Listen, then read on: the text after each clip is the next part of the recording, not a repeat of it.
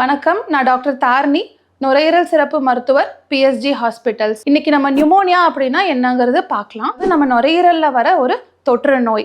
Pneumonia வர்றதுக்கு நிறைய reasons இருக்கு. பாக்டீரியல் இன்ஃபெக்ஷன், வைரல் இன்ஃபெக்ஷன், இல்லை ஒரு ஃபங்கஸ் இன்ஃபெக்ஷன் வந்தால் கூட நியூமோனியா வரலாம். யாருக்கு ரொம்ப காமன் அப்படின்னு நம்ம பார்த்தோம்னா, சின்ன குழந்தைங்களுக்கு நியூமோனியா காமனாக வரலாம். 60 வயசுக்கு மேலே இருக்கவங்களுக்கும் நியூமோனியா காமனாக வரலாம். அன்கண்ட்ரோல்டு டயபெட்டிஸ் பேஷண்ட்ஸ்க்கு நியூமோனியா காமனாக வரும். கிட்னி ஃபெயிலியர் இருக்கவங்களுக்கு, டயாலிசிஸில் இருக்காங்க அப்படின்னா அவங்களுக்கு எதிர்ப்பு சக்தி கம்மியாக இருக்கும். ஸோ அவங்களுக்கும் நியூமோனியா ரொம்ப காமனாக வரலாம்.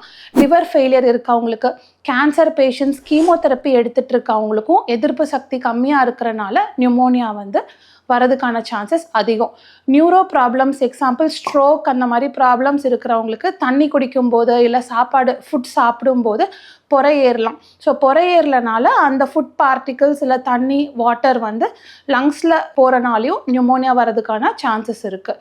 ஸோ நியூமோனியாவோட சிம்டம்ஸ் என்ன அப்படின்னு நம்ம பார்த்தோன்னா, தொடர்ந்து இருமல் இருக்கிறது, இருமும்போது ஸ்பூட்டம் எல்லோ இல்லை க்ரீன் கலரில் வரலாம்.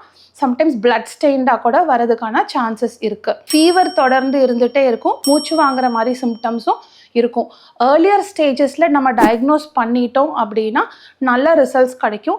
ரொம்ப நாள் நம்ம கண்டுக்காமல் விட்டுட்டு ட்ரீட்மெண்ட் பண்ணலை அப்படின்னா ரொம்ப சிவியர் நியூமோனியா 2 லங்ஸுமே அஃபெக்ட் ஆகலாம். நியூமோனியாவை ப்ரிவெண்ட் பண்ணுறது எப்படி அப்படின்னு பார்த்தோன்னா, ஹெல்த்தி லைஃப் ஸ்டைல், இம்யூனிட்டியை நம்ம நல்லா வச்சுக்கணும்.